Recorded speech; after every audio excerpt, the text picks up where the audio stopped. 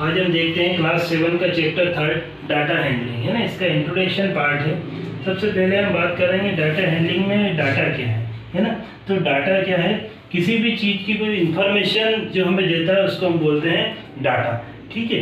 तो एक collection of facts जो सत्य जानकारी देगा, सच है सो नंबर हो सकता है, वर्ड्स हो सकता है, मेजरमेंट हो सकता है, कोई ऑब्जर्वेशन हो सकता है, ठीक है। और हैंडलिंग मीन्स उसको अरेंज करना, ठीक है, उसको व्यवस्थित करना, ठीक है। तो डेटा हैंडलिंग।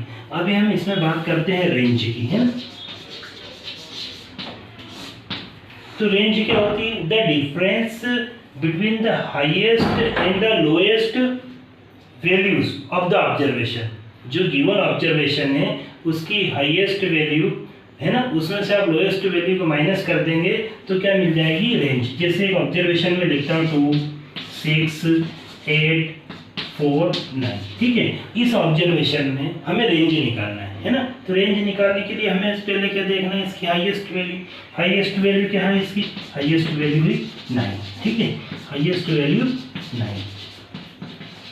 लोएस्ट वैल्यू कितनी है? इसकी लोएस्ट वैल्यू है 2, ठीक है। तो रेंज क्या होगी? इसकी रेंज कैसे निकलेगी? Range equal to highest value minus lowest value. Highest value कितनी है इसकी? 9, ठीक है। लोएस्ट वैल्यू कितनी है? 2। तो इसकी रेंज क्या निकलेगी? 7, ठीक है। तो आप इस प्रकार रेंज निकाल सकते हैं। तो रेंज एक ही तरह से निकलेगी, हाईएस्ट वैल्यू में से आपको लोएस्ट वैल्यू माइनस करना है, ठीक है। अभी हम बात करते हैं मीन की।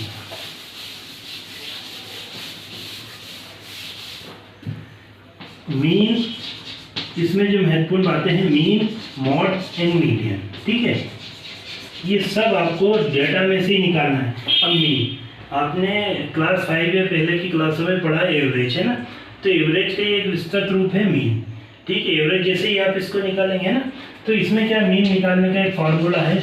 Mean equal to sum of all observation,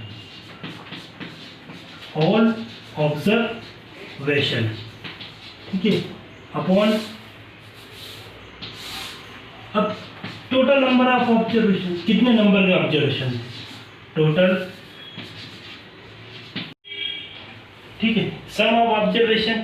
अभी एक हम एग्जांपल लेते हैं, इसका मीन निकालना है, ठीक है। जैसे 5, 4, 3, 9 है ना। मैंने 4 ही यहाँ पर डाटा लिए हैं, इसका हमें मीन निकालना है। तो क्या फॉर्मूला है? Sum of all observation. इन सबको आप सम कर दीजिए। 5 + 4 + 3 + 9, है ना। एंड टोटल अपॉन क्या है? Total number of observation. Total number of observation कितने हैं? 1, 2, 3, 4। तो आप डिवाइड किसका करेंगे?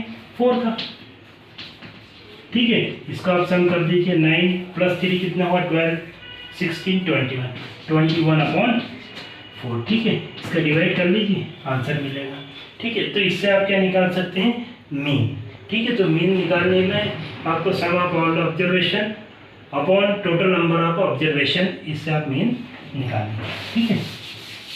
अभी हम बात करते हैं मॉड की, ठीक है। मॉड निकालने में जैसे एक और मैं फॉर्मेशन लिखता हूँ 2, 4, 8, 9, 3, 7, ठीक है।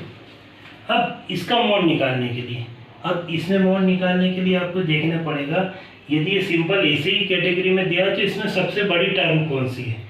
सबसे बड़ा 9 है, तो मॉड कितना होगा? 9। लेकिन यदि अभी हम बात करते हैं वापस, एक डाटा दिया 2, 3, 4, 4, 8, 3, 2, ठीक है। ये एक डेटा दिया, तो इसको आप टेबुलर फॉर्म में लिखेंगे। तो टेबुलर फॉर्म में लिखने के लिए टेली मार्क्स जो आपने क्लास 6 में पढ़े, तो आप इसमें जैसे एक टेबल आपको बनानी पड़ेगी नंबर। तो नंबर में क्या? 2, 3, ठीक है, 4 एंड कितना आ रहा? 8। यहाँ पे लिखेंगे आप टेली मार्क्स। यहाँ है नंबर, टेली मार्क्स, ठीक है। इधर आपने पढ़ा होगा फ्रीक्वेंसी। फ्रीक्वेंसी एफ है ना। एफ क्या है कि कोई नंबर कितनी बार आया है, वो होती है इसकी फ्रीक्वेंसी। से 2 कितने टाइम है? 1, 2। तो फर्स्ट आपने टेली मार्क्स 1 बनाया, ठीक है। नेक्स्ट एक और बनते कितने हुए? 2। फ्रीक्वेंसी कितनी है इसकी? 2।